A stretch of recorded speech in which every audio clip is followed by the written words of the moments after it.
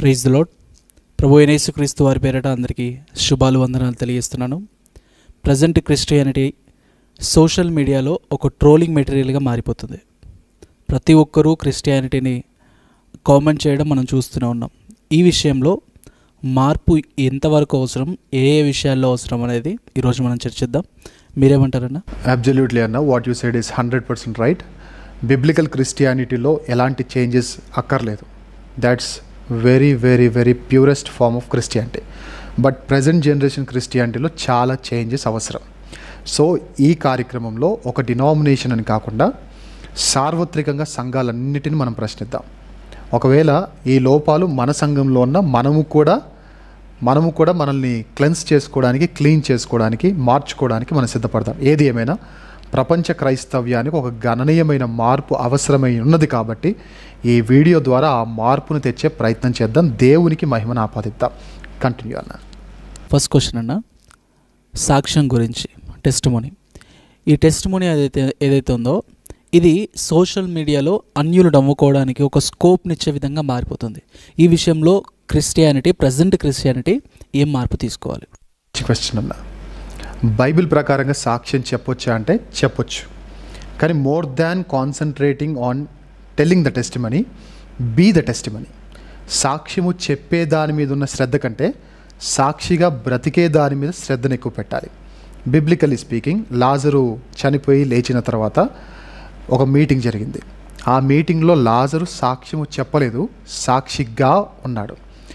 అలాని సాక్ష్యం చెప్పడం తప్పు అని నేను చెప్పట్లేదు. సమరయ స్త్రీ ఉంది, ప్రభుతో మాట్లాడింది, కుండ వదిలేసింది, వెళ్ళిపోయిన తర్వాత వాళ్ళ ఊరి వాళ్ళకి చెప్పిన మాట ఏంటంటే, నేను చేసినవన్నీ నాతో చెప్పిన మనుషుని చూద్దురు రండి అని చెప్పింది. అది సాక్ష్యం చెప్పడం. సో ఇక్కడ సాక్ష్యం చెప్పడం ఎంత ఇంపార్టెంటో ఈవిడ సాక్షిగా బ్రతికింది. So that's main important, that's the most important thing. Okay, so బైబిల్లో ఉన్న సాక్ష్యాలు ఏం చేశాయి? బైబిల్లో ఉన్న సాక్ష్యాలు నమ్మని యూదులను కూడా యేసు ప్రభువారిని నమ్మేలా చేశాయి. బైబిల్లో ఉన్న సాక్ష్యాలు సమరయ స్త్రీతో కనీసం అడుగులో అడుగు వేసి ఆ బావి దగ్గరికి రాని వారిని కూడా ఆవిడ మాట విని ఊరంతా కదిలింపజేశాయి. అంటే సాక్ష్యం అంటే ఏంటి? యేసయ్యను ఎలివేట్ చేసేది. సాక్ష్యం అంటే ఏంటి? యేసు ప్రభువారి దగ్గరకు నడిపించేది. సాక్ష్యం అంటే ఏంటి? నమ్మని వారికి నమ్మిక కలిగి చేసేది. సాక్ష్యం అంటే ఏంటి? యేసయ్య వైపు పరుగులు తీసేలా చేసేది. ఇది బైబిల్లో మనకు కనబడుతున్న సాక్ష్యం. కానీ ప్రజెంట్ జనరేషన్లో మనకు కనబడుతున్న సాక్ష్యాలు ఎలా ఉన్నాయి? యేసయ్య దగ్గరకు నడిపించేవి కావివి, యేసు ప్రభువారి నామాన్ని గణపరిచేవి కావివి, యేసు ప్రభువారి ఔన్నత్యాన్ని తెలియజేసేవి కావివి, యేసు ప్రభువారి నామాన్ని అన్యజనుల ఎదుట అపహాస్యం చేసే సాక్ష్యాలు. సో ఈ విషయంలో ఖచ్చితంగా చర్చ్ అనేది ఖచ్చితంగా చేంజ్ అవసరం అన్న. చర్చికి ఖచ్చితంగా చేంజ్ అవసరం. So I request every pastor అండి, ఖచ్చితంగా మన సంఘాల్లో మన విశ్వాసులు ఎవరైతే ఉన్నారో, దేవుని విశ్వాసులు ఎవరైతే ఉన్నారో, మన సంఘానికి వచ్చే బిలీవర్స్కి సాక్ష్యాల గురించిన ఆ ఎంకరేజ్మెంట్ ఎంత అవసరమో చెప్తూ ఉంటాం కదా. సాక్ష్యం ఎవరైనా చెప్తారని ఎంకరేజ్మెంట్ ఎంత అవసరమో, సాక్ష్యం గురించిన ఎడ్యుకేషన్ కూడా అంత అవసరం. ఎంకరేజ్ చేసే ప్రతి పాస్టర్ సంఘాన్ని సాక్ష్యం విషయంలో ఎడ్యుకేట్ చేయాలి. ఏంటి ఆ ఎడ్యుకేషన్ ఎందుకు అవసరమో అంటే, రీసెంట్గా నేను కొన్ని సాక్ష్యాలు చూసాను. ఒక ఆవిడ ఏటీఎంకి వెళ్ళిందట, ఆవిడ అకౌంట్లో డబ్బులు లేవట, ప్రార్థన చేస్తే డబ్బులు వచ్చేసాయట. ఇదా సాక్ష్యం? ఇక కష్టపడి సంపాదించే వాళ్ళ పరిస్థితి ఏంటి? కష్టపడి మీరే ఉన్నారు, జాబ్స్ ఎందుకు ఇక చేయాలి?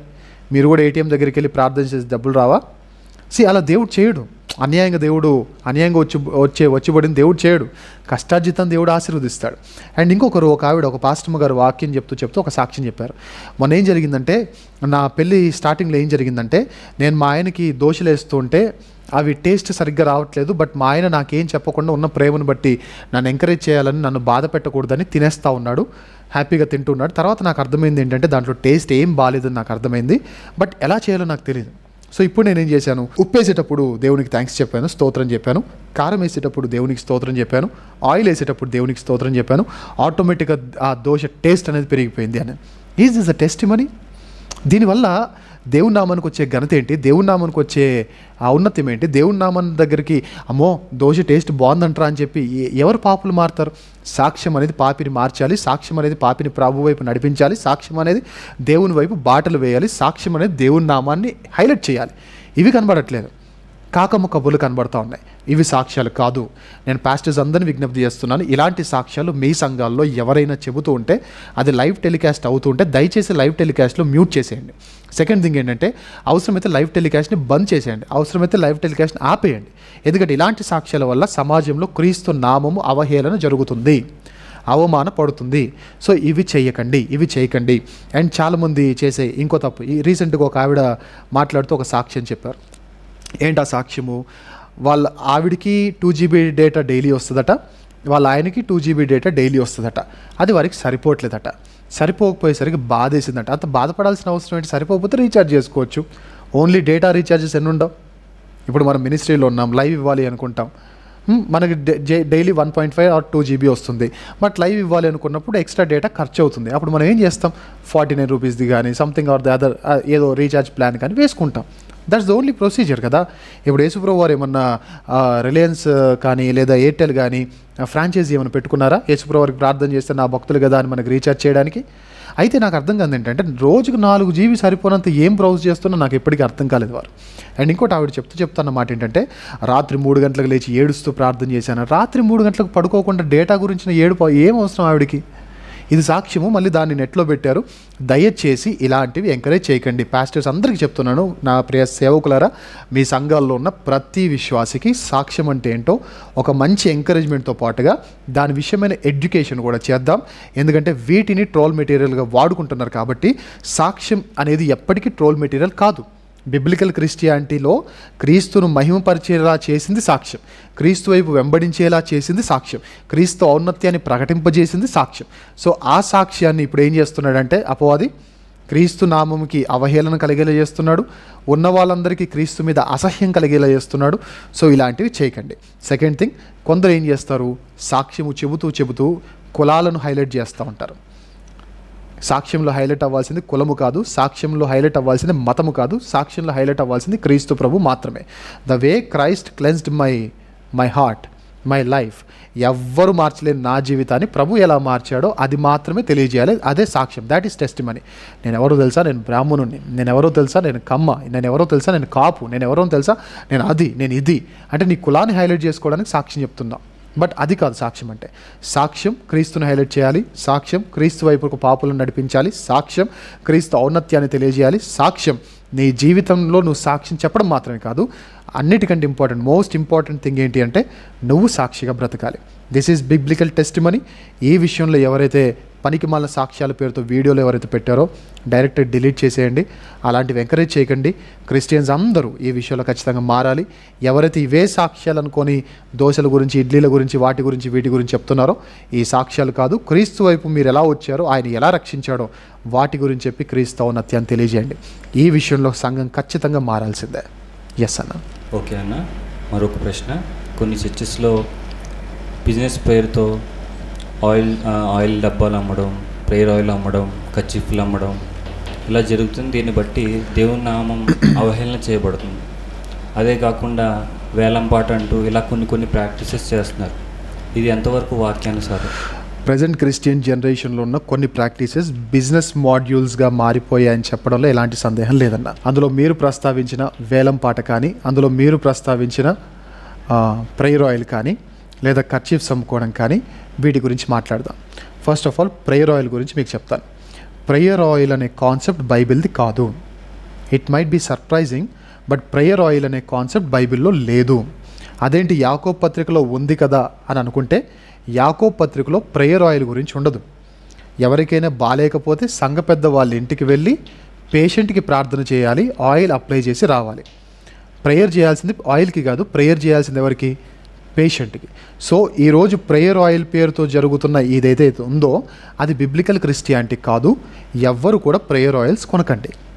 ఎందుకంటే ప్రేయర్ ఆయిల్లో ఎలాంటి మహత్యం లేదు. ప్రేయర్లో మహత్యం ఉంది, ఆయిల్లో కాదు. చికెన్ తినేటప్పుడు ప్రార్థన చేసుకుని తింటాం. ప్రేయర్ చికెన్ అంటామా? అనం. లేదా ఏదైనా అన్నం తినేటప్పుడు, సాంబార్ తినేటప్పుడు ప్రార్థన చేసుకుని తింటాం.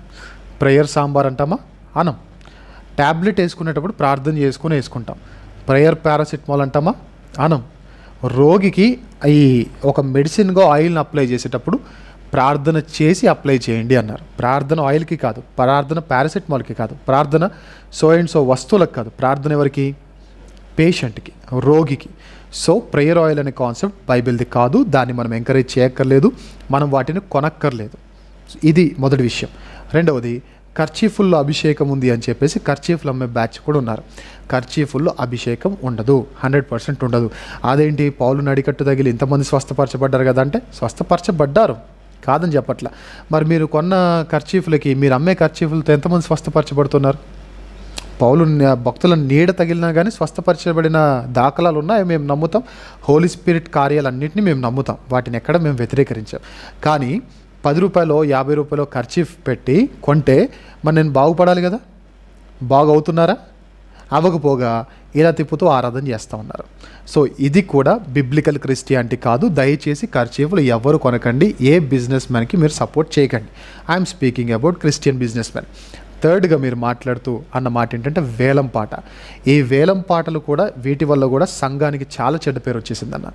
ఒక కోడిగుడ్డు తీసుకొని వస్తారు, సంఘానికి తీసుకొని వస్తారు, దేవుడు అభిషేకించిన కోడిగుడ్డు అని అంటారు, దేవుని పాట అంటారు, 200తో స్టార్ట్ చేస్తారు. లేదా ఒక కేక్ ముక్క తీసుకొని వస్తారు, దేవుని పాట అంటారు, ఇంకోటి స్టార్ట్ చేస్తారు. ఒకానొక టైంలో ఒకానొక ఏరియాలో ఒక పెద్ద సంఘానికి వెళ్ళాను. ఆ పెద్ద సంఘంలో వాక్యం చెప్పేశాను. నేను వెళ్ళిపోతానండి, నాకు నెక్స్ట్ మీటింగ్ ఉంది అని చెప్పాను. చెప్పినప్పుడు అతను అన్నమాట, పాట ఉందన్న, జస్ట్ ఒక పాట ఉంటుంది, ఆ పాట తర్వాత వెళ్దరు అన్నారు. పాట అంటే నేనేమనుకున్నాను, రాజా నీ సన్నిధిలోనే ఉంటాను ఈ పాట, కానీ మేలు చేయగని ఉండలేవు ఇలాంటి పాటలు అనుకున్నాను. వెంటనే కోడిగుడ్లు తెచ్చారు, అట్టి పండ్లు తెచ్చారు, అది తెచ్చారు, కేక్ ముక్కలు తెచ్చారు, 1/2 కేజీ కేక్ తెచ్చారు. 1/2 కేజీ కేక్ ఎంత ఉంటుంది? మహా అంటే 200 100 ఉంటుంది. కూల్ కేక్ అయితే కొంచెం కాస్ట్ ఎక్కువ, నార్మల్ కేక్ అయితే తక్కువ. అయితే 1/2 కేజీ కేక్ పట్టుకున్నాడు 600 అన్నాడు, కోడిగుడ్డు పట్టుకున్నాడు 200 అన్నాడు. ఇది బయట బాకాల్లో నుంచి అందరు వింటూ ఉంటారు. ఇది ఏం జరుగుతుంది చర్చ్లో? ఇది బిజినెస్ కాదా? మళ్ళీ చెప్పడం ఏం చెప్పాడు ఆ రోజు? దీంట్లో అభిషేకం ఉంది, దీంట్లో ఆశీర్వాదం. ఎవరు చెప్పారు ఆశీర్వాదం ఉందని? 6 రూపాయల కోడిగుడ్డు 200 రూపాయలకి కొండలో ఆశీర్వాదం కదా, బుర్ర తక్కువతనం ఉంది కదా.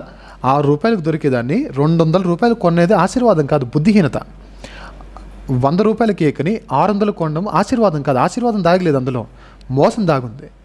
సో చర్చెస్లో ఖచ్చితంగా వేలం పాటలు జరగడానికి వీల్లేదు. ఇలాంటి బిజినెస్ టాక్టిక్స్ ఏవి చర్చిలో జరగడానికి వీల్లేదు. ఇలాంటి వాటి వల్ల అన్యజనం ముందు క్రైస్తవ్యం సిగ్గుతో తలదించుకొనవలసి వస్తుంది. కాబట్టి ఇవేవి జరగడానికి వీల్లేదు. ఇలాంటి బిజినెస్లు చేసినందుకే కదా ప్రభు కొరడా పట్టుకునింది. చర్చిలో ఏం చేశారంటే, నా తండ్రి ఇంటిని మీరు ఏం చేశారు? నా తండ్రి ఇంటిని వ్యాపార గృహంగా, దొంగల గృహంగా చేశారు మీరు. సో అప్పుడు కరుణామయుడు కర్ణ మర్చిపోయి దేన్ని పట్టుకున్నాడు? కొరడా పట్టుకున్నాడు. సో వాళ్ళని కొట్టిన దేవుడు, వాళ్ళ విషయంలో కొరడా పట్టుకున్న దేవుడు మన విషయంలో పట్టుకోవడా? అదే తప్పిదం చేస్తే దేవునికి పక్షపాతం ఉందా? No way. వాళ్ళు ఏదైతే తప్పిదం చేసినందుకు దేవుడు ఏ విధంగా అయితే రియాక్ట్ అయ్యాడో, ద సేమ్ మిస్టేక్ నేను చేస్తే ద సేమ్ రియాక్షన్ దేవుడి నుంచి నాకు వస్తుంది. అది కూడా తెలిసి కూడా చేశాను కాబట్టి ఇంకా రియాక్షన్ పెరిగితే పెరగవచ్చు కానీ తగ్గే అవకాశం కూడా లేదు. సో చర్చ్ విషయంలో నేను ఆడియన్స్కి చెప్పేది ఒకటే, ప్రేయర్ ఆయిల్స్ అమ్ముతున్నారు కాబట్టి దాంట్లో ఏదో ఆశీర్వాదం ఉందని మనం కొంటున్నాం కాబట్టి వాళ్ళు ప్రొడక్షన్ పెంచుతున్నారు. మనం కొనకుండా ఉంటే మనం వాళ్ళ ధైర్యం చంపుతాం. మనం కొంటామనే ధైర్యంతో వాళ్ళు అమ్ముతున్నారు కాబట్టి మనము కొనకుండా వాళ్ళ ధైర్యాన్ని చంపేద్దాం. మనం ఖర్చీఫ్లు కొనకుండా వాళ్ళ ధైర్యాన్ని చంపేద్దాం. మనము వేలం పాటలో పాల్గొనకుండా వాళ్ళ ధైర్యాన్ని చంపేద్దాం. సో దట్ కొనేవాడు లేనప్పుడు అమ్మేవాడు ఎక్కడ ఉంటాడు? సో మనం క్రిస్టియానిటీలో ఒక గొప్ప చేంజ్ తీసుకొని రావాలంటే నార్మల్ ఆడియన్స్, కామన్ ఆడియన్స్ ఎవరైతే ఉన్నారో, నార్మల్ బిలీవర్స్గా కంటిన్యూ అయ్యేవారు ఎవరైతే ఉన్నారో, మీరందరూ ఖచ్చితంగా ఒక చేంజ్ తీసుకురావాలంటే మీరు ఇలాంటి వాటిలో పార్టిసిపేట్ చేయకండి. వాటిలో అభిషేకం లేదు, అది బిబ్లికల్ ప్రాక్టీస్ కాదు. ఎస్ అన్న. ఓకే అన్న. థర్డ్ క్వశ్చన్ ఏంటంటే, December 31న లేకపోతే January 1న వాగ్దానాల పేరిట కొన్ని చర్చెస్లో పంచుతారు. ఇది ఎంతవరకు వాక్యానుసారం? ఈ విషయంలో సంఘానికి మార్పు అవసరమా? December 31 జరుగుతున్న వాగ్దాన కార్యక్రమాల, వాగ్దాన కార్డుల పంపిణీ పథకం ఏదైతుందో 100% బిబ్లికల్లీ బూటకం. ఐ రిపీట్, ఎవరు ఫీల్ అయినా చెప్పాల్సింది చెప్పాలి కాబట్టి చెప్తున్నాను. December 31న కొన్ని చర్చెస్లో ఏదైతే వాగ్దాన కార్డులతో జరుగుతుందో, ఆ ప్రక్రియ ఏదైతే జరుగుతుందో ఆ ప్రక్రియ 100% బిబ్లికల్లీ ఒక ఫాల్స్ ప్రక్రియ, ఫాల్స్ ఎజెండా. ఎందుకు ఈ మాట చెప్తానంటే, దేవుడు ఎక్కడ, ఆదిమ క్రైస్తవ సంఘం ఎక్కడ వాగ్దానాలు పంచుకోలేదు. మనకు కూడా వాగ్దానాలు దేవుడు ఇచ్చాడు. ఏ వాగ్దానం ఇచ్చాడు? నిత్య జీవము అనుగ్రహింతు ననునదియే ఆయన తానే మనకు చేసిన వాగ్దానం. యోహాను మొదటి పత్రిక 2వ అధ్యాయం 25వ వచనంలో ఉంటుంది. సో ఆయన మనకు చేసిన శ్రేష్టమైన వాగ్దానం ఉన్నప్పుడు మనం ఏం చేస్తున్నాం చెప్పనా? మనము దండుకుంటున్నాం. ఒక రకంగా చెప్పాలంటే అక్రమ కబ్జాదారులు అంటారు చూసారా, అలాంటి వారు ఇప్పుడు మీకు ఒక ల్యాండ్ ఉందన్న, దాంట్లోని వెళ్ళి దిస్ ల్యాండ్ బిలాంగ్స్ టు సన్నిరాజ్ అంటే దాన్ని ఏమంటారు చెప్పండి? అది అక్రమ సంపాదన కాదా? దాన్ని కబ్జా చేయడం అని కాదా? ఎందుకు ఈ మాట చెప్తున్నా అంటే ఆదికాండం 12వ అధ్యాయం మొదటి 2 వచనాల్లో ఒక మాట ఉంటుంది, నిన్ను గొప్ప జనముగా చేసి నీ నామమును గొప్ప చేస్తా, నిన్ను ఆశీర్వదిస్తాను. ఇది ఎవరి వాగ్దానం? అబ్రహాముకు దేవుడిచ్చింది. దాని మీద ఎవరి పేరు రాసుకుంటున్నాడు? December 31st. మీ ల్యాండ్లోకి వచ్చి నా బోర్డు పెడితే ఎంత దరిద్రమో, ఆయనకిచ్చిన వాగ్దానం నాకు అనుకోని అప్లై చేసుకోవడం అంతకన్నా పెద్ద దరిద్రం. బైబిల్లో కొన్ని వాగ్దానాలు యూనివర్సల్, బైబిల్లో కొన్ని వాగ్దానాలు పర్సనల్, బైబిల్లో కొన్ని ప్రవచనాలు యూనివర్సల్, బైబిల్లో కొన్ని ప్రవచనాలు పర్సనల్. ఈ మాత్రము కూడా తెలియకుండా వాగ్దానం తీసుకుని అమ్మయ్య ఈ సంవత్సరం అంతా దేవుడు నన్ను కాపాడుతాడనేది భ్రమ. సో ఈ వాగ్దానాల ప్రక్రియ సంఘాలు ఆపేస్తే మంచిది. దేవుడిచ్చే శారీరక సంబంధమైన వాగ్దానాల మీద కంటే దేవుడు ఇవ్వబోయే ఆ నిత్య జీవం అనే వాగ్దానం మీద మనం కాన్సన్ట్రేట్ చేయడం ఇంకా మంచిది. ఎందుకంటే biblical Christianity what Bible speaks అంటే ఈ లోక సంబంధం, ఈ జీవన సంబంధమైన వాటి కోసమే మనం క్రీస్తునందు విశ్వాసం ఉంచిన ఎడల మనుషులందరికంటే దౌర్భాగ్యులం. ఈ మనుషుల్లో రేపిస్టులు ఉంటారు, దొంగతనాలు చేసేవాళ్ళు ఉంటారు, మర్డర్ చేసేవాళ్ళు ఉంటారు, భయంకరమైన తీవ్రవాదులు ఉంటారు. వీళ్ళందరికంటే దరిద్రులు ఎవరంటే ఈ లోకంలో జరిగే వాటి కోసం దేవుని నమ్మేవాళ్ళు. సో ఈ ప్రక్రియను బంద్ చేద్దాం. December 31st చర్చ్కి వెళ్దాం. న్యూ ఇయర్ కోసమో దేనికోసమో కాదు, న్యూ ఇయర్లో అడుగు పెట్టబోతున్నందుకు దేవా ఈ సంవత్సరం అంతా కాపాడినందుకు నీకు స్తోత్రం అని చెప్పి న్యూ ఇయర్లో ఇంకా ఏ పాపం చేయకుండా ఉంటానని మాట ఇవ్వడానికి, పైగా ఇలా సంవత్సరాలు దాటిపోతున్నాయంటే రాకడకు మేము దగ్గర పడుతున్నాం కాబట్టి రాకడను జ్ఞాపకం చేసుకోవడానికి 31st చర్చ్కి వెళ్దాం. వాగ్దాన ప్రక్రియ అది ఇది కాదు. దీని వెనక అసలు ఏమాత్రం ఆశీర్వాదం లేదు. ఆ వాగ్దాన కార్డ్స్ ఏమాత్రం కూడా న్యాయమైనవి కాదు. అది కరెక్ట్గా మాట్లాడాలంటే మన భాషలో చెప్పాలంటే కబ్జా. సో ఈ కబ్జాని క్రైస్తవం నుంచి బయటికి గెంటేద్దాం. Yes sir. ఓకే అన్న, మరొక ప్రశ్న. సేవకుడిని దేవుళ్ళలా చూడడం, లేకపోతే ఒక హీరోలా చూడడం, నేను ఈ సేవకుడిని ఫ్యాన్ అనడం, ఒక ఫ్యానిజం క్రియేట్ చేయడం, ఇది ఎంతవరకు సబబు? దీనిలో సంఘానికి కావాల్సిన మార్పు ఏంటి? Definitely this is a very very very important question to this present Christian generation అన్న. ఇది కేవలం ఇప్పుడు మాత్రం కాదు, కానీ ఆదిమ సంఘంలోనే స్టార్ట్ అయిన ఒక దరిద్రం. కాకపోతే అప్పుడు ఖండించే సేవకులు ఉన్నారు, ఇప్పుడు లేరు. అదే తేడా. పౌలు గారి టైంలోనే ఈ ప్రక్రియ స్టార్ట్ అయిపోయింది. ఈ సేయింగ్స్, ఈ ఏమంటారు ఎజెండాస్, ఈ పార్టీస్, ఈ గ్రూపిజమ్స్, ఈ ఫ్యాన్ వార్స్ జరిగాయి. కొరింథీ పత్రికలో మనకు తెలుసు. మీలో కొందరు నేను కేఫా వాడినన్నారు, కొందరేమో అపోల్లో వాడినన్నారు, కొందరు పౌలు వాడినన్నారు. అయితే పౌలు మీకోసం ఏమైనా రక్తం కార్చాడా, సిలువనెక్కాడా, లేదా అపోల్లో ఇంకేమైనా చేశాడా? ఖండించాడు పౌలు. ఖండించడం మాత్రమే కాకుండా కొరింథీలకు రాసిన మొదటి పత్రిక 3వ అధ్యాయం మొదటి సీక్వెన్స్ ఆఫ్ 5 వచనాలు చదివితే ఇది ప్రకృతి సంబంధమైన క్రైస్తవ్యం అంటాడు. అంటే ఎవరైతే ఫ్యాన్ వార్స్ చేస్తున్నారో, ఎవరైతే సేవకులను దేవుని కంటే ఎక్కువ చేస్తున్నారో, సేవకులను బట్టి డివైడ్ అయిపోతున్నారో, వాళ్ళు చేసేది బిబ్లికల్ క్రిస్టియానిటీ కాదు, ప్రకృతి సంబంధమైన క్రిస్టియానిటీ. అది బిబ్లికల్ కాదు, అది తప్పు, ఖచ్చితంగా తప్పు. అలాని సేవకులను గౌరవించడం తప్ప రెట్టింపైన సన్మానానికి వాళ్ళని పాత్రలుగా చేయాలి, కానీ ఆరాధించకూడదు. వాక్యం మనకు ఫైనల్. నేను ఇష్టపడే సేవకుడు వాక్యాన్ని తప్పుగా చెప్తే, వాక్యం అది తప్పు అని చెప్పినప్పుడు నేను వాక్యానికి రెస్పెక్ట్ ఇచ్చి వాక్యములో ఉన్నది నేను నమ్మాలి తప్ప, నేను ఇష్టపడిన సేవకుడు చెప్పాడు కాబట్టి ఇదే కరెక్ట్ అనే భ్రమలో నేను ఉండకూడదు. I will tell you example, ఒక స్మాల్ ఎగ్జాంపుల్. నేను ఒక బ్రదర్తో ఒకరోజు ఒక డాక్టర్ విషయంలో ఒక ఆయన నాకు ఫోన్ చేశారు. ఆ డాక్టర్ విషయంలో సుమారుగా అరగంట ఫోన్ కాల్లో నేను చాలా ఓపిక చేసుకొని అరగంట నేను మాట్లాడాను. అలా మాట్లాడుతున్న క్రమంలో నేను ఎన్ని రెఫరెన్సెస్ చూపించినా ఒప్పుకోలేదు ఆయన. లేదు బ్రదర్, మీరు మాట్లాడేది ఖచ్చితంగా తప్పు, ఇదిగో మీరు మాట్లాడేది ఈ వచనాల ప్రకారంగా తప్పు, బైబిల్ నేను చెబుతున్న దాన్నే బైబిల్ సపోర్ట్ చేస్తుంది అని ఎన్ని వచనాలు చూపించానో నాకే తెలుసు. చాలా ఓపిక చేసుకుని 30 minutes ఆఫ్ టైం నేను వెచ్చించి కేటాయించి నేను అతనితో మాట్లాడితే no no no no no no అని చెప్పేశాడు. నో, ప్రతి వచనానికి నో చెప్పాడు. అప్పుడు నేను అన్నాను, మీరు ఈ బ్రదర్ని ఫాలో అవుతారు కదా అన్నాను. ఎస్ అన్నాడు. ఆ బ్రదర్ కూడా నేను చెప్పింది నమ్ముతాడు తెలుసా అన్నాను. అలా అయితే అన్న చెప్పాడంటే కరెక్ట్ అయ్యి ఉండొచ్చు. స్పాట్లో మారిపోయింది డెసిషన్. అరగంటలో సుమారుగా 10 సంఖ్యలో నేను వచనాలు చూపిస్తే వినలేదు. నో అనేవాడు. నో అన్నాడు. వాళ్ళ అన్నగారి పేరు చెప్పగానే ఆ అన్న చెప్పాడంటే ఖచ్చితంగా కరెక్ట్ అయ్యి ఉంటుంది. ఇప్పుడు అంత నువ్వు వాక్యానికి రెస్పెక్ట్ ఇస్తున్నాడా లేదా అన్నకి రెస్పెక్ట్ ఇస్తున్నాడా? సో తప్పు. ఇప్పుడు రేపొద్దున నన్ను అభిమానించే వాళ్ళు కానీ మిమ్మల్ని అభిమానించే వాళ్ళు కానీ ఉండొచ్చు. అలా ఉన్నప్పుడు వాక్యం కంటే ఎక్కువ అభిమానం నా వైపు రాకూడదు, వాక్యం కంటే ఎక్కువ అభిమానం ఏ స్పీకర్ వైపు రాకూడదు. ఎందుకంటే ఏ స్పీకర్ అయినా ఏదైనా తప్పుదని చెప్తే చెప్పుండొచ్చు. సో నాకు ఎప్పుడైతే ఒక మనిషి మీద వాక్యం కంటే ఎక్కువ అభిమానం ఉందో ఆ మనిషితో పాటు నేను ఆ తప్పులో నడిచే ప్రమాదం ఉంది. అందుకే బెరేయ సంఘస్థులు ఏం చేశారు, పౌలు శీలల వాక్యం చెప్తుంటేనే గుడ్డిగా నమ్మలేదంట, అలాగ ఉందా లేదా అని చూశారు. So Christianity needs this change. నా సేవకుడు చెబుతున్న మాట కరెక్టా కాదా, ఆ డౌట్తోనే మనం వినాలి. ఉందా లేదా బైబిల్తో ఖచ్చితంగా మనం కంపారిజన్ చేసుకోవాలి. డౌట్ అంటే సేవకుని డౌట్ పడమని కాదు, మీకు అర్థం కాడని చెప్తున్నాను. బైబిల్లో ఉందా లేదా అనేది ఖచ్చితంగా క్రాస్ చెక్ చేయాలి, కంపారిజన్ చేయాలి. అండ్ ఇంకోటి, ఈ మధ్యకాలంలో యేసుప్రభువుని తిట్టిన రియాక్ట్ అవని వారు సేవకులను తిడుతుంటే రియాక్ట్ అవుతూ ఉన్నారు. ఇంకా వాళ్ళు ప్రకృతి సంబంధమైన క్రైస్తవులు కాదా, యేసుప్రభు వారు ఇలా అంట కదా అలా అంట కదా అన్నప్పుడు రియాక్ట్ అవ్వట్ల. స్టఫ్ లేదు వాళ్ళకి, బైబిల్ స్టఫ్ లేదు. లేదా బైబిల్ని తోలనాడుతూ బైబిల్ను ఇష్టానుసారంగా మాట్లాడుతున్నప్పుడు రియాక్ట్ అవ్వట్లేదు, ఆన్సర్ చెప్పట్లేదు, ఎందుకంటే బిబ్లికల్ స్టఫ్ లేదు. కానీ వాళ్ళ సేవకుని ఒక మాట ఏదైనా అంటే రంగంలో దిగుతున్నారు, ఎందుకంటే స్టఫ్ అక్కర్లేదు. దీనికి 4 బూతులు తెలుసుంటే చాలు, నువ్వెవడరా అని తిట్టడానికి ఇంకా అక్కర్లేదు, బూతులు ఉంటే చాలు. సో నేను అడుగుతున్నాను ఆడియన్స్ని, బైబిల్ని ఎవరైనా ఏమైనా అంటుంటే వాళ్ళకి ఆన్సర్ ఇవ్వాలని రోషన్ రాకుండా మీరు ఫాలో అయ్యే, మీరు ఇష్టపడే సేవకుని ఎవరైనా ఏమైనా అంటుంటే మీకు లోపల మండిపోతుంటే మీరు ప్రకృతి సంబంధికులైన క్రైస్తవులు కారా? పౌలు అడిగిన క్వశ్చన్ నేను అడుగుతున్నా, పౌలు భక్తుడు అడిగిన క్వశ్చనే. అది మాత్రమే కాదు, మీరు ఒకవేళ ఫ్యానిజం, గ్రూపిజం ఇవన్నీ చేసేసి వాక్యానికంటే ఎక్కువగా మీ సేవకుని గౌరవిస్తూ ఉంటే ఆ తప్పు. దీనివల్లే క్రిస్టియానిటీలో చాలా డాక్టర్స్ పుట్టుకొని వచ్చేసాయి. సో ఇలాంటివి దయచేసి చేయకండి.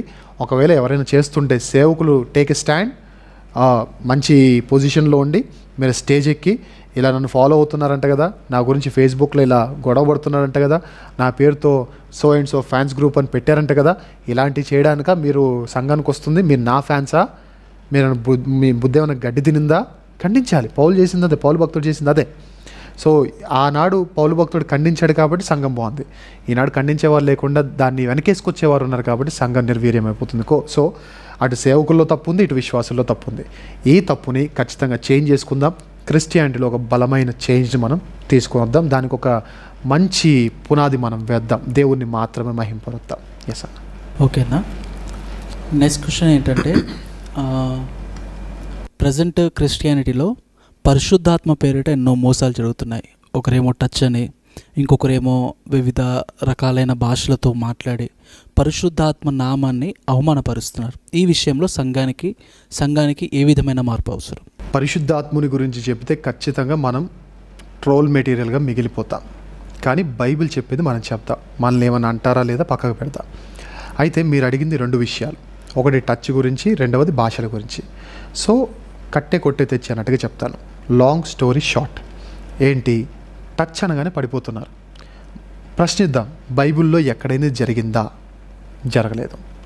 అయినా పట్టుకుంటే పడగొట్టేవాడు పరిశుద్ధాత్ముడా, పడిపోయిన వాడిని లేపేవాడు పరిశుద్ధాత్ముడా? Is there any instance in Bible where apostles did this? నిలబడిన వారిని హోలీ స్పిరిట్ పేరుతో పడగొట్టిన సినారియో ఎక్కడైనా ఒక్కటైనా బైబిల్లో ఉందా? మరి ఎందుకు నమ్ముతున్నాం మనం? కొందరు సూట్ తీసుకుని అలా తిప్పగానే అలా పడిపోతారు, కొందరు చెయ్యి ఇలా అనగానే అక్కడున్న వాళ్ళందరూ ఇటు పరిగెడతారు, ఇక్కడున్న వాళ్ళందరూ అక్కడ పరిగెడతారు. ఏంట్రా అంటే పరిశుద్ధాత్మ అంటారు. ఇది పరిశుద్ధాత్మను దూషించడం కాదా? పరిశుద్ధాత్మని వెక్కిరించడం కాదా? పరిశుద్ధాత్మని అవమానపరచడం కాదా? గ్యాస్ బండలో గ్యాస్ అయిపోయింది, నేను పరిశుద్ధాత్మని ప్రార్థన చేస్తే దేవుడు గ్యాస్ ఇచ్చాడు అన్నారు. ఏంటి ఈ మాటలేంటి? సో మన వాళ్ళలోనే చాలా దరిద్రం ఉంది, మారాలి. సో ఎవరైనా సరే గమనించండి, ఎవరైనా సరే, అది ఆడియన్స్ కానీ స్పీకర్స్ కానీ ఎవరైనా గమనించండి, టచ్ సిద్ధాంతం బిబ్లికలీ రాంగ్. టచ్ ఫోన్స్ ఉన్నాయి కానీ టచ్ స్పీకర్స్ బైబిల్లో లేరు. అయినా పట్టుకుంటే పట్టుకోవచ్చు కానీ నేను పట్టుకున్నాను అని చెప్పాల్సిన అవసరం ఏంటి? టచ్ అంటే ఏంటి? టచ్ చేయకుండా టచ్ ఏంటి? టచ్ చేయకుండా పోనీ సెన్సార్ ఏమన్నా? కొన్ని సెన్సార్స్ ఉంటాయి యాపిల్ ఫోన్స్లో, కొన్ని ఉంటాయి ఇలా అనగానే తిరిగేవి, హ్యాండ్ మూమెంట్స్ని బట్టి, జెస్చర్స్ని బట్టి ఇలా అనగానే ఒక పని చేసేలాగా, ఇలా పెట్టగానే, ఇప్పుడు యాపిల్ ఫోన్స్లో చూడండి, ఇలా పెట్టగానే వీడియో కాల్ చేస్తే ఇలా అనండి, వెంటనే ఒక లైక్ సింబల్ వస్తుంది. లవ్ షేప్ పెట్టండి, వెంటనే లవ్ సింబల్స్ అన్నీ వస్తూ ఉంటాయి. జెస్చర్స్ అంటారు వాటిని. అలా వీళ్ళకి ఏమైనా సెన్సార్స్ ఉన్నాయి, టచ్ చేయరు కానీ ఏమంటారు? టచ్ అని అంటారు. ఈ టచ్ సిద్ధాంతం బిబ్లికలీ రాంగ్. అది ఎవరు చేసినా, మీరు చేసినా, నేను చేసినా, ఎంత పెద్ద ఆయన చేసినా, టచ్ సిద్ధాంతం బిబ్లికలీ రాంగ్. అంటే ఇప్పుడు ఇంత పెద్ద వాళ్ళు చేస్తున్నా ఎంత తప్పేనంటే తప్పని బైబిల్ చెప్తుంది. ఇక మనం సైలెంట్గా ఉండాలి. ఏంటి ఈయన తప్పు బట్టే అంత సీన్ నీకుందా? నాకు లేదు, బైబిల్కి అయితే ఉంది. బైబిల్ తప్పని చెప్పిన దగ్గర మనం తప్పని చెప్తున్నాం. అది ఎంత పెద్దవాడు చేసినా అది తప్పే. సో టచ్ బోధకుల్లో ఎవరెవరైతే పెద్దవాళ్ళు ఉన్నారో వాళ్ళందరూ బిబ్లికలీ రాంగ్. సెకండ్ ఏం అడిగారన్నా?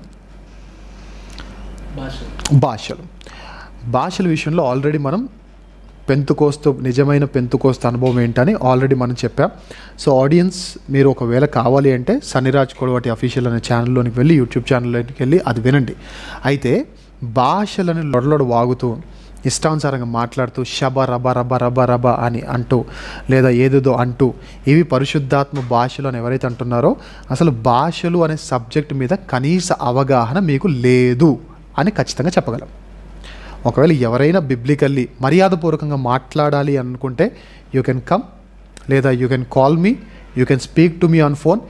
ఏదైనా చేయొచ్చు, ఏదైనా మాట్లాడవచ్చు. బట్ మర్యాదగా క్రమముగా మనం చేద్దాం, మర్యాదగా క్రమంగా మనం మాట్లాడుకుందాం. భాషల గురించి ఈరోజు శబరబరబా అని ఏదైతే మాట్లాడుతున్నారో ఇది పరిశుద్ధాత్మ భాష కాదు. మరి ఏంటి పరిశుద్ధాత్మ వరాలు అని అంటే ఆ మెసేజ్ చూడండి, దాంట్లో ఫుల్ క్లియర్ కట్గా నేను వివరించడం జరిగింది. ఎస్ అన్న. ఓకే అన్న. మరొక ప్రశ్న ఏంటంటే, కొన్ని సంఘాల్లో సంఘ పెద్దల పెత్తనం ఉంటుంది. ఆ సంఘ పెద్దలు కూడా కొంతమంది ఎలా ఉంటారంటే త్రాగుబోతులుగా, క్యారెక్టర్ లేనివారుగా ఉంటారు. అసలు సంఘ పెద్ద అనేవారు ఎలా ఉండాలి? సంఘ పెద్దల విషయంలో సంఘం తీసుకోవాల్సిన మార్పులు ఏంటి? అన్న, సంఘ పెద్దలు ఎలా ఉండాలి, ఎలాంటి వారిని సంఘ పెద్దలకు పెట్టాలంటే తిమోతి గారికి రాసిన మొదటి పత్రిక 3వ అధ్యాయం మనకుండే ఇన్ఫర్మేషన్ చాలా పర్ఫెక్ట్గా క్రిస్టల్ క్లియర్గా ఉంటుంది. సో నిందారహితుడు, ఎలాంటి పాపం చేయనివాడు, మద్యపాని కానివాడు, దూషకుడు కానివాడు, కోపిష్టి కానివాడు, ఇలాంటి వారి సంఘ పెద్దలుగా ఉండాలి. అండ్ మోర్ ఓవర్ ఇంకా చాలా క్వాలిటీస్ దేవుడు అక్కడ మెన్షన్ చేస్తాడు. సో ఎప్పుడైనా సంఘ పెద్దను నియమించాలి అని అంటే ఈ క్వాలిటీస్ అన్నీ ఉన్నాయా లేవా ఒక మనిషిని కూర్చోబెట్టి ఇంటర్వ్యూ ప్యానెల్ లాగా కూర్చొని, ఎవరైనా పెద్దవాళ్ళు కూర్చొని ఇతనిలో ఇది ఉందా, మద్యపాన కాదు అనే టిక్ బాక్స్లో అందరు రైట్ పెట్టేసి కాదు అని చెప్పేసి అన్నిటికీ దేవుడు చెప్పిన ప్రతి దానికి అన్నిట్లో పాస్ అయితేనే అప్పుడే సంఘ పెద్దగా నియమించాలి. కానీ ఏం జరుగుతుంది, డబ్బున్నవాడిని, పలుకుబడి ఉన్నవాడిని, జనబలం ఉన్నవాడిని, ధనబలం ఉన్నవాడిని సంఘ పెద్దలుగా చేస్తూ ఉన్నారు. కాబట్టి ఈనాడు ఏమైపోతుందంటే త్రాగుబోతులు సంఘ పెద్దలుగా అవుతున్నారు, వ్యభిచారులు కూడా కొందరు, అందరు కాదు కొందరు వ్యభిచారులు కూడా సంఘ పెద్దలుగా ఉన్నారు. సో ఇలాంటి సంఘాలు ఏం చేయాలి?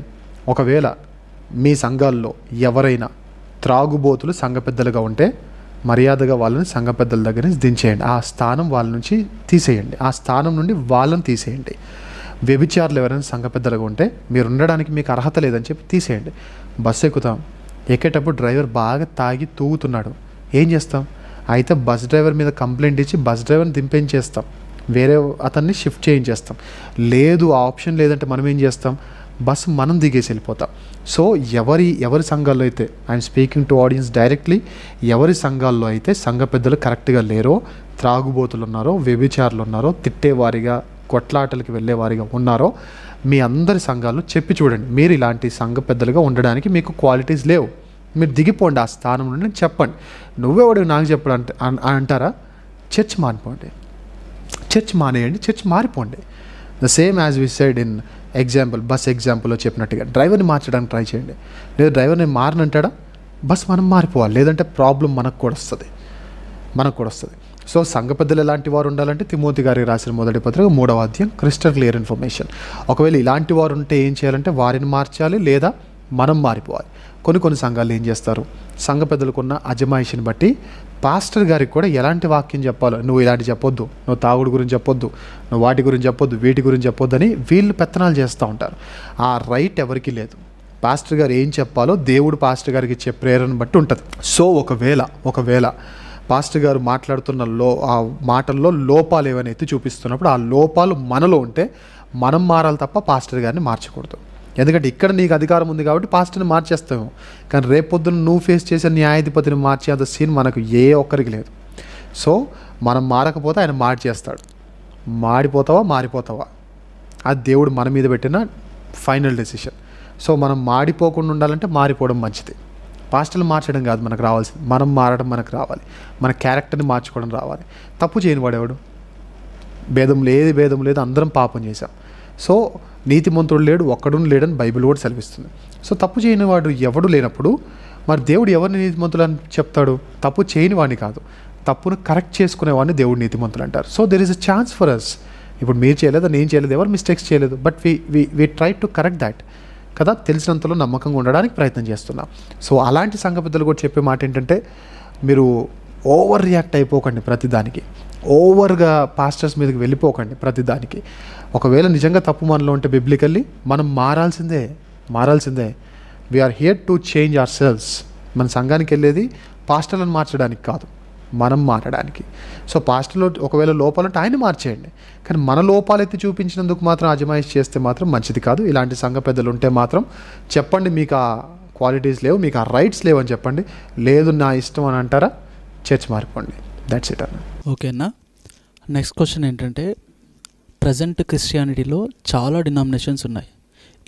ఈ డినామినేషన్స్ పేరుతో ఎంతోమంది క్రైస్తవులు ఐక్యతను కోల్పోతున్నారు. అసలు డినామినేషన్స్ ఉన్నవి ఐక్యతను కోల్పోవడానిక, పెంచడానిక? వీటిలో ఏ మార్పు వస్తారు? డినామినేషన్ అనేవి డాక్ట్రిన్స్ని బట్టి ఏర్పడిన శాఖలు. సో డాక్ట్రిన్స్ని కలపడానికి మనం ట్రై చేయొచ్చు, బట్ అదంత ఈజీనా కాదు.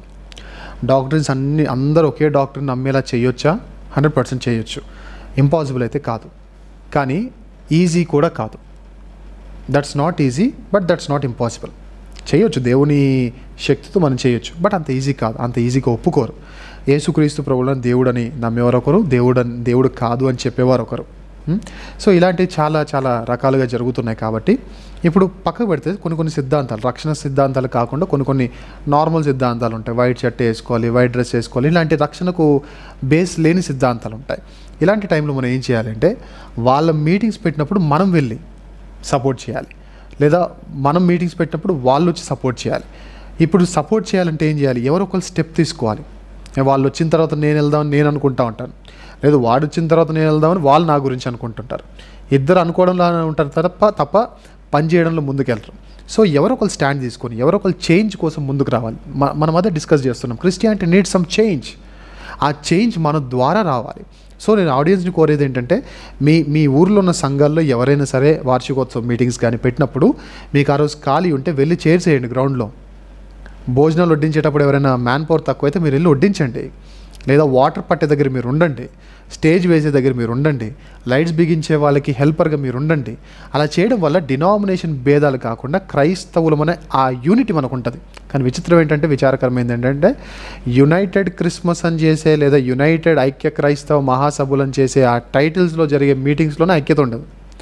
పేరుకు టైటిల్ ఏం పెడతాం? ఐక్య క్రైస్తవ మహాసభలు అని పెడతాం. దాంట్లో ఐక్యత ఎక్కడ దెబ్బతింటుందంటే, నాకు ప్రార్థన లేదని ఒకరు అలుగుతారు, నాకు పాట ఇవ్వలేదని ఒకరు అలుగుతారు, నా గురించి ఎక్కువగా చెప్పలేదని ఇంకొకరు అలుగుతారు. సో ఇవన్నీ కాకుండా మెయిన్గా రక్షణ సిద్ధాంతాలు కొన్ని ఉంటాయన్న. రక్షణ సిద్ధాంతాలు పాటించిన వాడికి మనం దూరంగా ఉండడం మంచిది. కొన్ని వేస్ట్ సిద్ధాంతాలు ఉంటాయి. సో రక్షణ సిద్ధాంతాలు, యేసు ప్రభు దైవత్వాన్ని నమ్మని వాడికి మనం దూరం ఉండాలి. అలాంటి వాళ్ళ మీటింగ్స్ కూడా మనం వెళ్ళక్కర్లేదు. బిబ్లికలీ స్పీకింగ్ అలాంటి మీటింగ్స్ కూడా మనం వెళ్ళక్కర్లేదు. తర్వాత నార్మల్ సిద్ధాంతాలు ఏవైతే ఉంటాయో వాళ్ళందరం కలిసి చిన్నగా ప్రేమతో మన అందరం ఒకదానొకటి జడ్జ్ చేసుకోకుండా డిస్కషన్స్ చేసుకొని అలా ఒకరికొకరు కలిసి ఉంటే ఐకమత్యంలో చాలా బలం ఉందని దేవుడు చెప్తున్నాడు. 3 పేటల తాడు త్వరగా తెగిపోదని దేవుడు చెప్తున్నాడు. సో ఈ యూనిటీ దెబ్బతినకుండా ఒకరికొకరు సపోర్ట్ చేసుకుంటూ, ఒకరికొకరు మనసులో ఏ కల్మషం లేకుండా సపోర్ట్ చేసుకుంటా ఉంటే క్రిస్టియానిటీ చాలా మెరుగుపడుతుంది. ఈరోజు మనం కొట్టుకోవడం బట్టే కదా వేరే వాళ్ళు వచ్చి మనల్ని విమర్శించగలుగుతున్నారు. అలా అని రక్షణ సిద్ధాంతాన్ని పక్కకు పెట్టేసిన సంఘక్రమం తప్పిస్తున్నా ప్రశ్నించాలి మనం. అలా కాకుండా చిన్న వాటికి మనం పట్టించుకోక్కర్లేదు. అండ్ అవి చిన్నగా ఇంటర్నల్ డిస్కషన్స్తో దాన్ని మనం క్లోజ్ చేయొచ్చు. సో డాక్టర్స్ని బట్టి వేరైన డినామినేషన్స్ని మళ్ళీ ఐక్యపరచవచ్చు అంటే చేయొచ్చు, బట్ చాలా కష్టం, చాలా ఓపిక ఉండాలి. ఆ ఓపిక, ఆ కష్టము క్రీస్తుతో సమస్తము సాధ్యమే. దానికోసం మనం ప్రయత్నం చేయాలి. ఒక చేంజ్ మనం తీసుకొని రావాలి. వాళ్ళ కోసం మనం వెయిట్ చేయకుండా మనం ఒక స్టెప్ వేద్దాం. మన ఊర్లలో జరుగుతున్న మీటింగ్స్కి మన డినామినేషన్ కాకపోయినా, మన చర్చ్ కాకపోయినా, ఎవరైతే రక్షణ సిద్ధాంతాన్ని పక్కకు పెట్టేశారో వాళ్ళ గురించి నేను మాట్లాడలేదు. వాళ్ళకి అసలు సపోర్ట్ కూడా మనం ఎక్స్టెండ్ చేయక్కర్లేదు. కానీ చిన్న ఏ డిఫరెన్సెస్ ఉంటాయి చూసారా, వాళ్ళ దగ్గరికి వెళ్దాం. స్టేజ్ పనుల్లో, అన్ని పనుల్లో, బ్యానర్ పనుల్లో, అన్ని పనుల్లో మనం ఉందాం. అవసరమైతే వాళ్ళకి ఏమైనా తక్కువైతే మనం అమౌంట్ కూడా సహాయం చేద్దాం. ఇలా ఉండడం ద్వారా ఫస్ట్ ప్రేమ బిల్డ్ అవుద్ది, తర్వాత మాట్లాడుకునే సహవాసం, ఆ చనువు వస్తుంది. అప్పుడు చిన్నగా ఈ అట్మాస్ఫియర్లో డాక్టర్స్ కూడా కరెక్ట్ చేసుకోవచ్చు. Yes sir. ఓకే అన్న.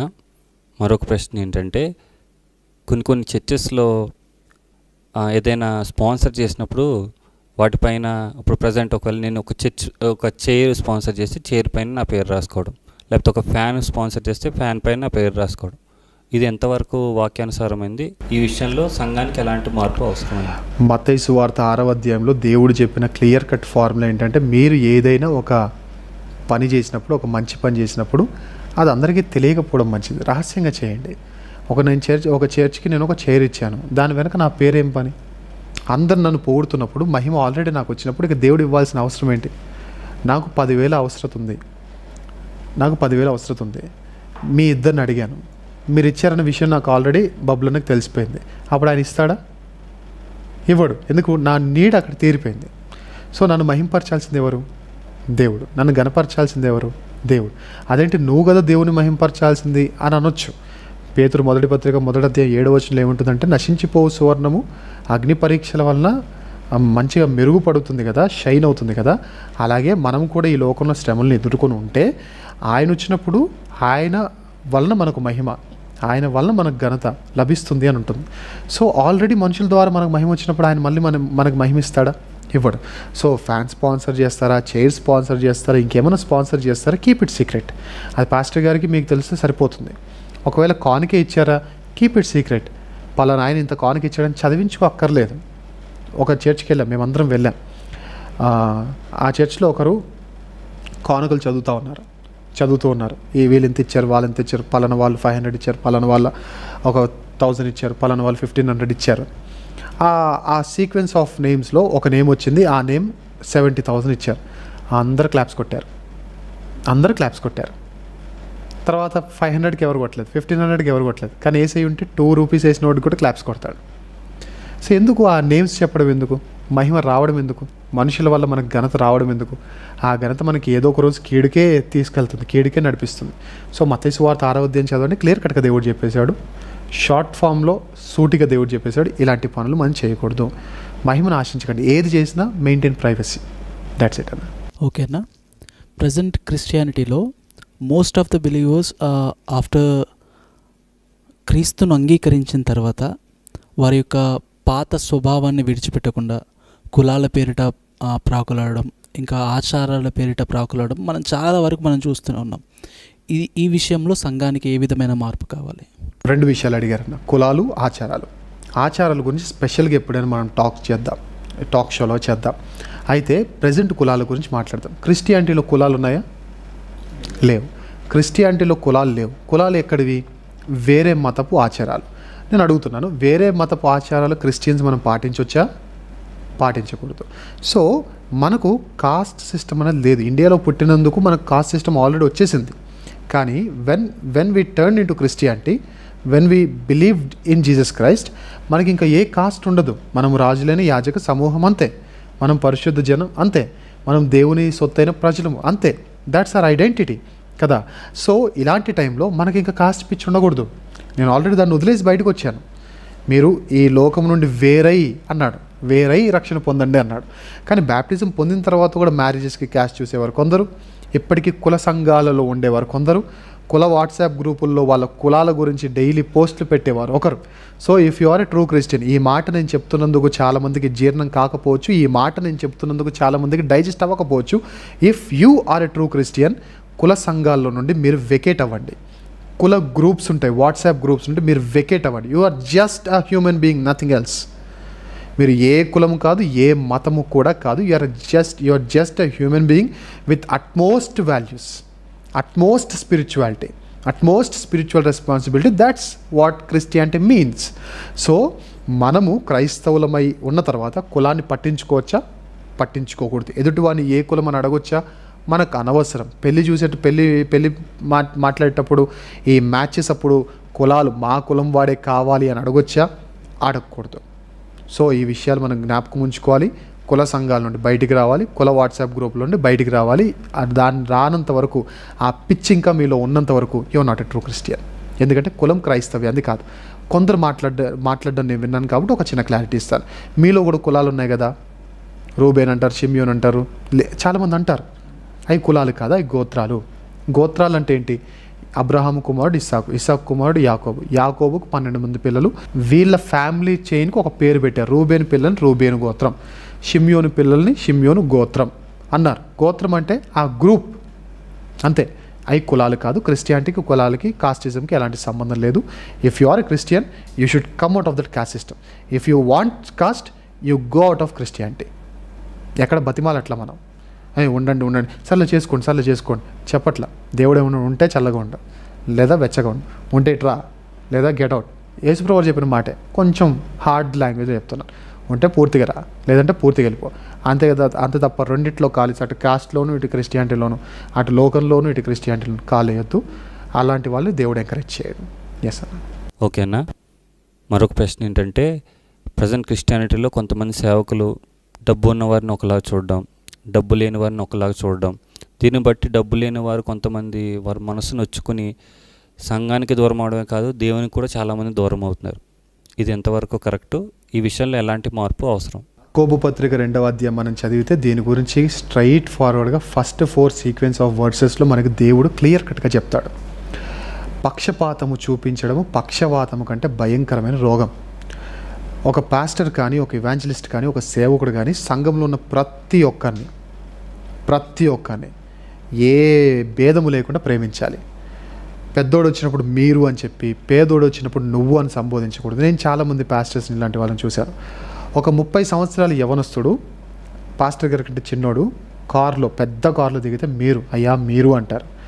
60 సంవత్సరాల వృద్ధుడు పాస్టర్ గారి కంటే పెద్ద వయసు వాళ్ళు రిక్షాలోనో సైకిల్ దొక్కుంటూ, పెద్ద అట్లాస్ సంథింగ్ ఏదో సైకిల్స్ ఉండవు పెద్దవి, ఆ సైకిల్ తొక్కుకుంటూ వచ్చినప్పుడు పంచె కట్టుకొని వస్తే అయ్యా నువ్వు అంటారు. ఎందుకు? పెద్దవాళ్ళని రెస్పెక్ట్ చేయాలి కదా. చిన్నోడిని మీరు పెద్దవాళ్ళని నువ్వు అని ఎందుకు అంటున్నావు? ఇక డిఫరెన్స్ ఏంటి? ఇతను కారులో వచ్చాడు, రిచ్గా ఉన్నాడు, అతను పోర్గా ఉన్నాడు.